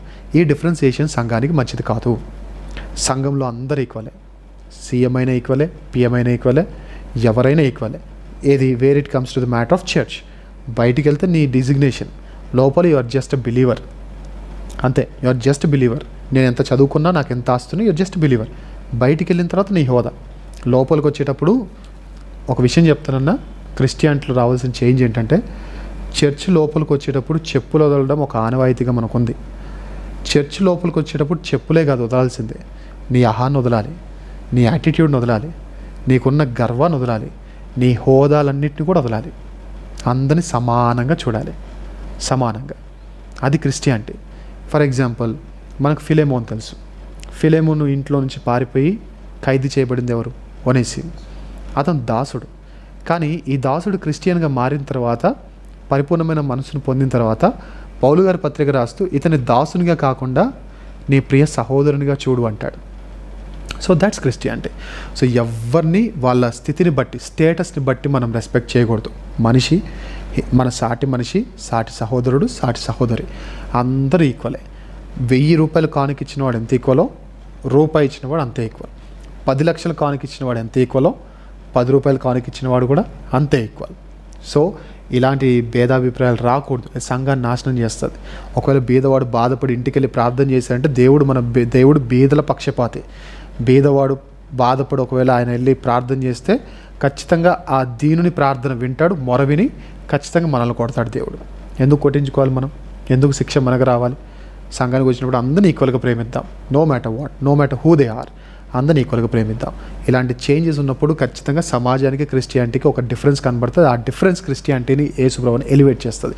సో ఈ చేంజ్ మన సంఘాల నుంచి రావాల్సిందే, తీసుకొని వద్దాం. ఎస్ అన్న. నెక్స్ట్ క్వశ్చన్ అన్న, ప్రజెంట్ చర్చెస్లో most of the believers they don't have ఈ చర్చికి టైంకి రావడం కానీ, ఈ టైం సెన్స్ అనేది చాలామందికి ఉండడం లేదు. సంఘ కాపరి గారు వారు ఎవరైతే ఉంటారో వారు టైంకి రమ్మని చెప్తారు, కానీ వీరు టైంకి రారు. కానీ ఇంకా సంఘ కాపరి గారు చర్చ్లో ఉండి ఫోన్స్ యూజ్ చేయొద్దు, జోక్స్ మాట్లాడుకోవద్దు, ఈ ఆరాధన కార్యక్రమం ఏదైతే జరుగుతుందో ఈ ఆరాధన కార్యక్రమం జరిగేంత వరకు సీరియస్నెస్గా ఉండమని సంఘ కాపరి గారు చెప్తారు. కానీ ఎవ్వరు కూడా మోస్ట్ ఆఫ్ ద బిలీవర్స్ దీన్ని పాటించకుండా ఉంటారు. ఈ విషయంలో సంఘం ఏ విధంగా మారాలి? మెయిన్గా ఇందులో 2 టైప్స్ అన్న. సాఫ్ట్ పీపుల్ ఉంటారు, కౌంటర్స్ వేసే హార్డ్ పీపుల్ ఉంటారు. సాఫ్ట్ వాళ్ళకి ఒక మాట చెప్దాం, హార్డ్ వాళ్ళకి కూడా ఒక మాట చెప్తాం. సాఫ్ట్ వాళ్ళు ఏంటి, పాపం తెలుసో తెలియకో మొత్తానికైతే కొన్ని పరిస్థితులను బట్టి లేట్ వస్తూ ఉంటారు. లేటుగా వస్తున్నారు కదా, వద్దు టైంకి రండి అని చెప్పినప్పుడు జనరల్గా అడిగేది బైబిల్ ఎక్కడ ఉంది అని అంటారు. కదా. బైబిల్లో ఎక్కడ ఉంది అంటే సూటిగా చెప్దాం, బైబిల్లో ఎక్కడ లేదు. టైంకి రమ్మని బైబిల్లో ఎక్కడ లేదు. కానీ డిసిప్లిన్లో ఉండే థియరీ ఏంటి అంటే, ఇప్పుడు ఒక ఎమ్మెల్యేని కలవడానికి మనం వెళ్ళాం, ఎమ్మెల్యే మనకు అపాయింట్మెంట్ ఇచ్చాడు. ఎమ్మెల్యే వచ్చినా రాకపోయినా అతన్ని రెస్పెక్ట్ చేస్తున్నాం కాబట్టి మనం ఆ టైంకి ఉండాలి. ఎమ్మెల్యే రాడు, ఆ టైంకి రాడు, ఖచ్చితంగా రాడు. సో మనకంటే పెద్దవాళ్ళకంటే ముందు మనం వెళ్ళాలి కదా. అది స్కూల్స్ నుంచి మనకు నేర్పిస్తుంది. నేను ఒకటి అడుగుతున్నాను, స్కూల్స్లో మనం చాలాసార్లు చెప్పాను సంఘాల్లో, కానీ మళ్ళీ ఎడ్యుకేట్ చేద్దాం క్రిస్టియానిటీని. స్కూల్స్లో ఇప్పుడు మీరు జాబ్స్ చేస్తున్నారు, మన స్కూల్లో వందే మాత్రం పాడాం, స్కూల్లో ప్లెడ్జ్ మనం చదివాం, అసెంబ్లీస్లో మనం నిలబడ్డాం, అందులో ఎన్నో పాటలు ఎన్నో ప్లెడ్జెస్ మనం చేసాం. నేను అడుగుతున్నాను, మిమ్మల్ని ఎవరైనా వందే మాత్రం పాడు జాబ్ ఇస్తా అన్నారా? ప్లెడ్జ్ చెప్పు జాబ్ ఇస్తాను, నెలకి 1,50,000 రూపాయలు శాలరీ అన్నారా? అంటే నేను డోంట్ టేక్ మీ రాంగ్, మన కెరియర్కి ఏమైనా యూజ్ అయినాయా? మోరల్స్ నేర్పించే అవి కెరియర్కి ఏమైనా యూజ్ అయ్యాయా? అవలా. కానీ ప్లెడ్జ్లో నిలబడకపోతే పీఈటీ సార్ ఒప్పుకుంటాడా? డిసిప్లిన్ అంటారు దాన్ని. టైం సెన్స్ అనేది ఖచ్చితంగా ఉండాలి. టైం సెన్స్ నేర్పించడానికి అది నువ్వు మిస్ అయింది ఏంటి అంటే టైం మిస్ అయ్యావు. టైం మిస్ అయితే పీఈటీ సార్ ఊరుకోడు, అందుకే గేట్ బయట నిలబెడతాడు. చిన్నప్పటి నుంచి మనకు తెలుసో తెలియకో టైం సెన్స్ని బాగా నేర్పించాడు. ఎందుకంటే డిగ్నిఫైడ్ లైఫ్కి కావాల్సింది అంటే టైం సెన్స్. ఒకరిని రెస్పెక్ట్ చేసేటప్పుడు, వాళ్ళకి మనం ఇచ్చేటప్పుడు, వాళ్ళకి చెప్పిన టైంలో మనం ఉంటే దాని వాళ్ళని రెస్పెక్ట్ చేసినట్టు. సో ఒక ఎమ్మెల్యే కానీ ఒక కలెక్టర్ కానీ మనకు టైం ఇచ్చినప్పుడు వాళ్ళ దగ్గర ముందే ఎలా అయితే వెళ్తామో, our God is greater than anyone else in this whole world కదా. సో ఇలాంటి టైంలో మనం ఏదైతే ఆరాధన కార్యక్రమం అనుకుంటున్నామో అప్పుడు స్టార్టింగ్ ప్రేయర్ నుండి ఎండింగ్ ప్రేయర్ వరకు ఉంటే ఎంత బాగుంటుంది. కొందరు పాటలు అయిపోయాక వస్తూ అంటారు, కొందరు ఆరాధన అయిపోయాక వస్తూ అంటారు, కొందరు ఓన్లీ వాక్యం వరకే ఉండేసి వెళ్ళిపోతూ అంటారు. కొందరు అయితే ఇంకా మహానుభావులు ఉన్నారు క్రిస్టియానిటీలో, ఏమని మేము రొట్టె ద్రాక్షరసం ఇచ్చేటప్పుడు వస్తాం, ఇంకెప్పుడు రాము అంటారు. సో స్టార్టింగ్ ప్రేయర్ నుండి ఎండింగ్ ప్రేయర్ వరకు ఉంటే చాలా చాలా చాలా చాలా మంచిది. ఎక్కడుంది బైబిల్లో? లేదు. కానీ డిగ్నిఫైడ్ నేచర్లో ఇవన్నీ ఒక పార్ట్, డీసెంట్ లైఫ్లో ఒక పార్ట్, లేదా రెస్పెక్ట్ చేయడంలో ఇవన్నీ ఒక పార్ట్. చిన్నప్పటి నుంచి మనం నేర్చుకుంటున్నాం కాబట్టి రైల్వే స్టేషన్కి టైంకి వెళ్తున్నాం మనం, బస్ స్టాండ్స్కి టైంకి వెళ్తున్నాం మనం, ఆఫీసెస్కి టైంకి వెళ్తున్నాం మనం, లేదా స్కూల్స్కి టైంకి వెళ్తున్నాం మనం. చర్చ్కి ఎందుకు రాకూడదు? ఇక్కడే మనం ఎందుకు ఎక్స్క్యూజెస్ మాట్లాడాలి? సో సాఫ్ట్గా అడిగే వాళ్ళకి సాఫ్ట్గా మనం చెప్తాం. ఇప్పుడు హార్డ్గా కొందరు కావాలని కౌంటర్లు వేసే వాళ్ళు ఉంటారు. వాళ్ళు ఏమంటారు? చర్చికి టైంకి రావాలని ఎక్కడుంది బై అంటారు. నేను అడుగుతున్నా, చర్చికి టైంకి రాకూడదని ఎక్కడుంది బై అందాం మనం కూడా. చర్చికి టైంకి రావాలని ఎక్కడుందంటే అసలు చర్చికి టైంకి రాకూడదని ఎక్కడుంది? లేదు. సో ఇక్కడ ఎన్కౌంటర్ అనేది కాకుండా ఒక రెస్పెక్ట్ఫుల్ లైఫ్కి కావాల్సిన, డిగ్నిఫైడ్ లైఫ్కి కావాల్సిన టైం సెన్స్ అనేది అన్నిట్లో చూపిస్తున్నాం మనము. Why not we show this in matter of church? Church కిందకి ఆ రెస్పెక్ట్ ఇవ్వకూడదు. ముందే వచ్చి చర్చ్లో చాలా పనులు ఉంటాయి కదా, ఊడ్చే పనులు ఉంటాయి, అన్ని పనులు ఉంటాయి, సర్దే పనులు ఉంటాయి, అవి మనం ఎందుకు చేయకూడదు? Why not we take charge? ఏదో ఒక్కరే ఎందుకు చేయాలి? ఇది నా సంఘం అనుకున్న ప్రతి ఒక్కరు నా చర్చ్కి రావచ్చు కదా. మనం ఎప్పుడు చెప్తూ ఉంటాం, ద లార్డ్స్ హోలీ చర్చ్ అనేది ఒక్కరి చర్చ్ కాదు. మనం బిలీవర్స్కి చెప్పిన మాటలన్నీ ఏంటి? మీరు ఏ చర్చ్కి వెళ్తారంటే మా చర్చ్కి వెళ్తున్నాం అని చెప్పండి. అదండి మీ చర్చ్ ఏంటంటే ఎస్ దట్స్ ఆర్ చర్చ్. అది సన్నిరాజ్ చర్చో లేదా ఇంకో చర్చ్ కాదు. చర్చ్ అందరిది. దీనికి హెడ్ ఎవరు? మళ్ళీ ఒక మనిషి కాదు, క్రైస్ట్ అలోన్. మనం జస్ట్ ఆ క్రైస్ట్ లీడర్షిప్కి ఒక షాడో మెటీరియల్ మనం, అంతే. మనం నిజం కాదు, ఆయన నిజం. మనం అక్కడ ఉంటున్న రిప్రజెంటేటివ్స్ అంతే. లీడర్ మాత్రం ఆయనే. సో ఆయన లీడర్గా ఉంటున్నప్పుడు ఒక క్రమం మనం పెట్టుకున్నప్పుడు క్రమం మీరితే బాగుంటుందా? బాగోదు. So I request all the audience, టైంకి చర్చ్కి వెళ్ళి అలవాటు లేని వాడు టైంకి వెళ్ళండి, అది చాలా మంచిది. స్టార్టింగ్ ప్రేయర్ నుండి ఎండింగ్ ప్రేయర్ వరకు ఉండండి, అది చాలా మంచిది. అలా ఉంటే మనకి ఇంకా అది మాత్రమే కదా, ఇంకా వీలైతే ముందెళ్ళి ఇంకా పార్టిసిపేట్ చేయాల్సిన ప్రోగ్రామ్స్ ఏవైతే ఉన్నాయో, చైర్స్ క్లీనింగ్ కానీ, చర్చ్ క్లీనింగ్ కానీ, అవన్నీ చేయండి. దేవుని సన్నిధిలో గడపడం, ఒక్క దినము గడుపుట 1000 దినముల కంటే శ్రేయస్కరం అని చెప్తున్నారు. సో మనం ఒక్క దినం కూడా గడపం. ఆ గడిపే దాంట్లో డిస్కౌంట్ ఎందుకు? 3 hours వర్షిప్లో, మరి దాంట్లో డిస్కౌంట్ ఎందుకు? ఇంకొంచెం ముందే వెళ్దాం, ఆ తర్వాత పనులన్నీ చేసుకొని అప్పుడు వెళ్దాం. అది సంఘానికి మంచిది, మనకి మంచిది. అండ్ లేటర్ ఆన్ ఫోన్స్ వాడే వాళ్ళు కొందరు ఉంటారు, ఫోన్స్ బ్యాచ్ ఉంటారు. బైబిల్ని క్యారీ చేయడం చాలా ఉత్తమం. ఫోన్స్లో కూడా బైబిల్ ఉంది కదంటే అఫ్కోర్స్ ఉన్నాయి, కానీ ఫోన్లో వాట్సాప్ నోటిఫికేషన్స్ రావచ్చు, ఫేస్బుక్ నోటిఫికేషన్ రావచ్చు. ఈ నోటిఫికేషన్లో ఏ నోటిఫికేషన్ అయినా బైబిల్ మనం వాక్యం వినేటప్పుడు, బైబిల్ తెరిచేటప్పుడు ఒక డిస్టర్బెన్స్ క్రియేట్ చేయొచ్చు, వాక్యం మీద ఉన్న ఇంట్రెస్ట్ని డైవర్ట్ చేయొచ్చు. సో ఇవన్నీ ఉన్నప్పుడు దయచేసి ఫోన్స్ వాడడం అది మర్యాద కాదు. పెద్దవాళ్ళు మాట్లాడేటప్పుడు ఫోన్ నొక్కుతున్నా అంటే మర్యాద కాదు. సీఎం ముందు మనం నిలబడినప్పుడు ఫోన్ ఒకసారి ఆగండి అని చెప్పి ఆయన మాట్లాడుతున్నప్పుడు ఫోన్ నొక్కుతున్నామంటే అది మర్యాద కాదు. సో మనం ఇవ్వాల్సిన మర్యాద మనుషులకే ఎంత ఇస్తున్నప్పుడు దేవుడు మాట్లాడుతుంటే ఒక సేవకుని ద్వారా మనం ఖచ్చితంగా అది చేయడం ఏమాత్రం మంచిది కాదు, మర్యాదతో కూడిన పని అయితే కాదు. సో మనం టైంకి వద్దాం, డీసెంట్గా ఉందాం. కొందరు వచ్చేసి కాలు మీద కాలు వేసుకొని వాక్యం వింటూ ఉంటారు. దేవుని దగ్గర కొంచెం తగ్గి ఉంటే ఎంత బాగుంటుంది. ఆ కాలు పక్కనోడికి టచ్ అవుతూ ఉంటుంది, అయినా పట్టించుకోరు. కాళ్ళు ఊపుతూ వాక్యం వింటారు, చేతులు పైకెత్తేస్తారు, మధ్యలో ఆవలించేస్తారు గట్టిగా. సో ఈ ఇండీసెంట్ బిహేవియర్ ఇదంతా. చర్చ్కి వచ్చేటప్పుడు ప్రసంగి గ్రంథం 8వ అధ్యాయంలో ఒకటి ఉంటుంది, మనుష్యుని జ్ఞానము వాడి మోటుతనం నుండి బయటికి లాగునని. మొరటితనం నుండి మనుషుల జ్ఞానమే బయటికి లాగుతున్నప్పుడు సంఘానికి వచ్చే వాళ్ళ మొరటితనం నుండి దేవుడి జ్ఞానం బయటికి లాగదా? లాగుద్ది, లాగుద్ది కూడా. సో ఆ మొరటి చేష్టలు మనం చేయకూడదు. ఇండీసెంట్ బిహేవియర్ అనేది బైబిల్ ఒప్పుకోదు. తెలిసినంతలో డీసెన్సీ అనేది బైబిల్ ఒప్పుకుంటుంది. కాబట్టి ఏవైతే సంఘానికి టైంకి రాకపోవడము, లేదా చర్చిలో కాలు మీద కాలు వేసుకొని పాస్టర్ గారి ముందు కూర్చొని వాక్యం వినడము, కాళ్ళు ఒప్పుకుంటూ వినడము, వాళ్ళు మాట్లాడుతున్నప్పుడు ఫోన్ నొక్కుకోవడం, ఇవన్నీ ఇండీసెంట్ బిహేవియర్. ఆ మొరటి చేష్టలు వదిలేద్దాం. దేవుని జ్ఞానంతో నింపబడి మంచి పేరు సంపాదించే వారిగా ఉందాం. ఈ చేంజ్ ఖచ్చితంగా సంఘాల్లో మనం తీసుకొని రావాలి. ఎస్ అన్న. ఓకే అన్న. మరొక ప్రశ్న ఏంటంటే, ప్రజెంట్ క్రిస్టియానిటీలో ఆశీర్వాదాల ప్రేరిట డబ్బులు తీసుకోవడం, నువ్వెంత డబ్బులు ఇస్తే నిన్ను దేవుడు ఆశీర్వదిస్తాడు, డబ్బులు ఇవ్వకపోతే దేవుడు నిన్ను ఆశీర్వదించడు, ఇలా చెప్పడం, దీన్ని బట్టి కూడా చాలామంది బయట వారు కూడా ఈ మాటను తీసుకుని క్రీస్తునామాన్ని అవహేళన చేయడం, ఈ క్రైస్తవం అంతా డబ్బుతో ముడిపడి ఉంది అని అనడం, దీన్ని బట్టి క్రీస్తునామం అవమానపరచబడుతుంది.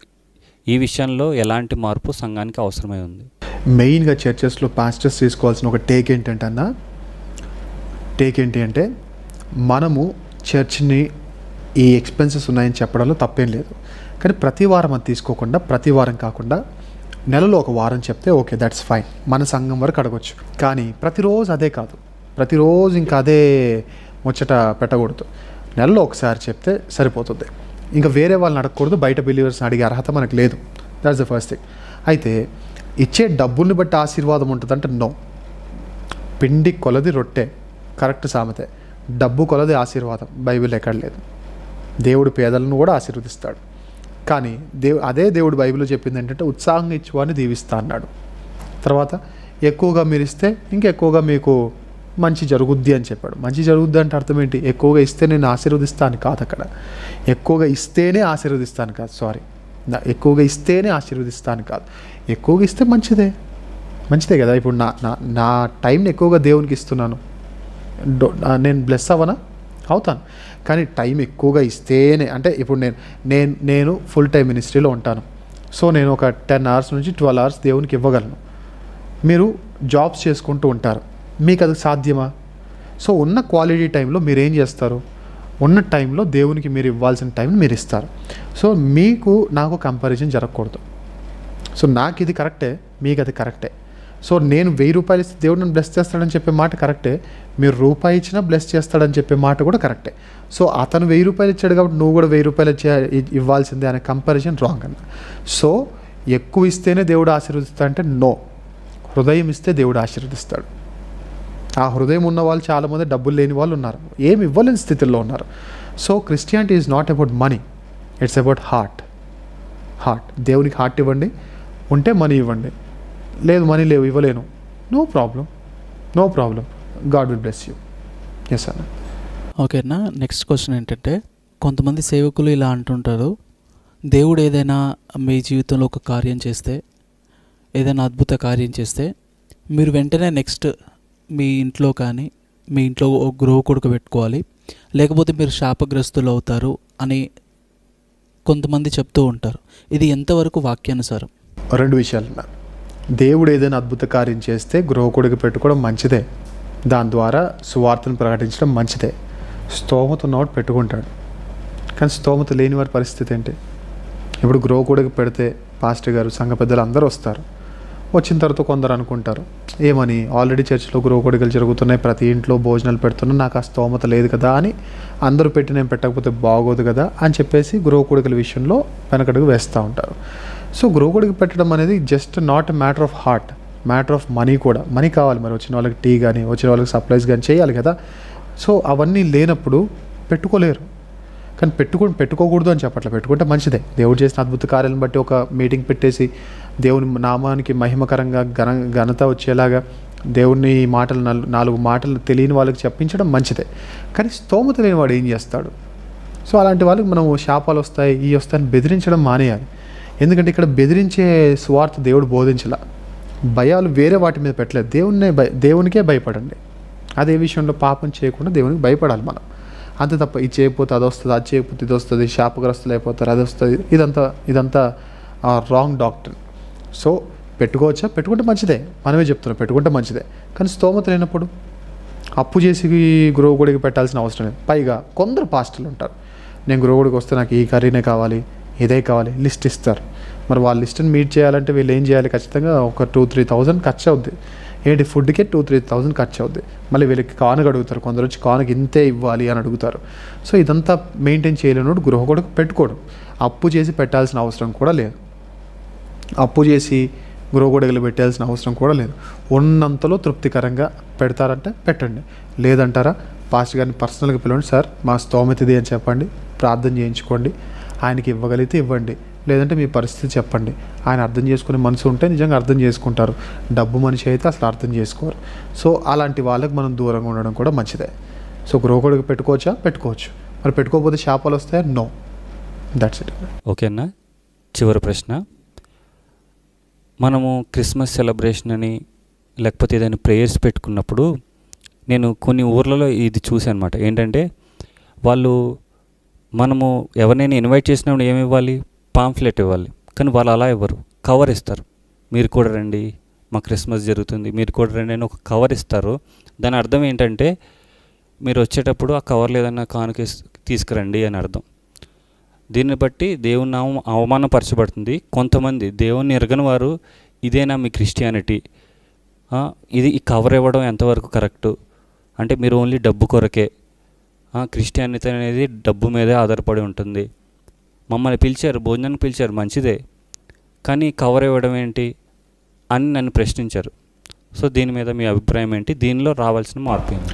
క్రిస్టియానిటీ ఖచ్చితంగా మార్చుకోవాల్సిన ప్రాముఖ్యమైన విషయాల్లో డబ్బులు అడుక్కోవడం ఖచ్చితంగా మారాల్సిందే అన్న. మళ్ళీ చెప్తున్నాను, కాపరి సంఘాన్ని అడగచ్చు, బయట వాళ్ళని అడగడానికి మనం ఎవరం అసలు? అందులో దేవుని నమ్మని వాళ్ళని అడగాల్సిన అవసరం ఏంటి? అసలు దేవుని నమ్మని వాళ్ళని అడగాల్సిన అవసరం లేదు. మనం వాళ్ళని ఇన్వైట్ చేయాలనుకుంటే ప్రేమపూర్వకంగా పాంఫ్లెట్ ఇవ్వడం మంచిదే. దాని వెనుక కవర్ ఎందుకు? భోజనానికి పిలుస్తున్నా అంటే మీ భోజనం ఖర్చు మీరు ఇచ్చేసి వెళ్ళండి అనా?